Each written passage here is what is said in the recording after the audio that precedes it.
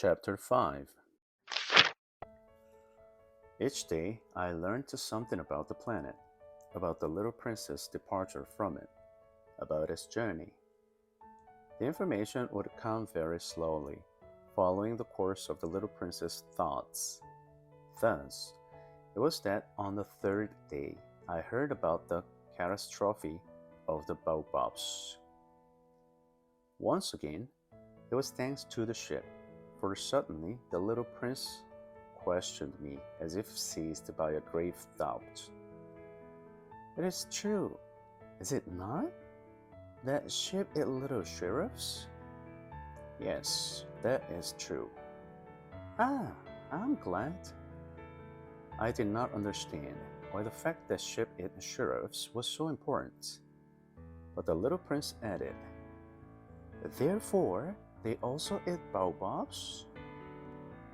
I pointed out to the little prince that baobabs are not little bushes but trees as tall as churches, and that even if he were to take a whole herd of elephants with him, the herd would not be able to eat up one single baobab.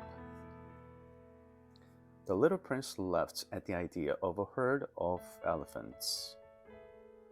One would have to pile them up on top of one another?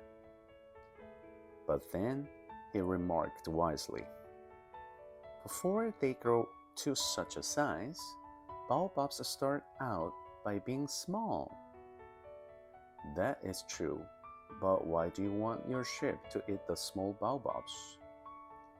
He answered me, oh, come, come,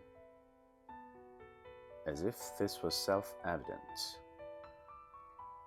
I had to exert considerable mental effort to work the problem out for myself. It seemed that on the little princess planet, as on all planets, there were good plants and bad plants. Good seeds come from good plants and bad seeds come from bad plants. The seeds are invisible. They remain dormant in the depth of the earth until one of them suddenly decides to wake up. It stretches itself, timidly at first, and then begins to push a charming little sprig inoffensively towards the sun. If this is merely a sprout of radish or a sprig of a rose bush, it can be left to grow as it wishes. But if it is a weed, it should be torn out at once as soon as it is recognized. It so happens that there were some terrible seeds on the little princess planet. They were baobab seeds. The soil of the planet was infested with them. But if you intervene too late, you will never get rid of baobab. It spreads over the entire planet. Its roots bore clear through it. And if the planet is too small, and if there are too many baobabs, the planet explodes. It is a question of discipline, said the little prince to me later on. When you have finished your toilet in the morning, it is time to attend to the planet's toilet with great care. One must pull out the baobabs very regularly as soon as they can be distinguished from the rose bushes they resemble so closely when they are very young. It is very tedious work, but also very easy. And one day, he advised me to try and make a beautiful drawing so as to impress all this upon the children where I live. He said to me, if they travel one day, it might be of use to them. It may be convenient sometimes to put off one's work until another day. But in the case of baobabs, it is always catastrophic to do so.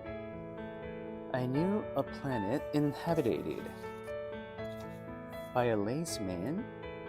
He had neglected 3 little bushes. So, basing my work upon the descriptions of the Little Prince, I made the drawing you have just seen.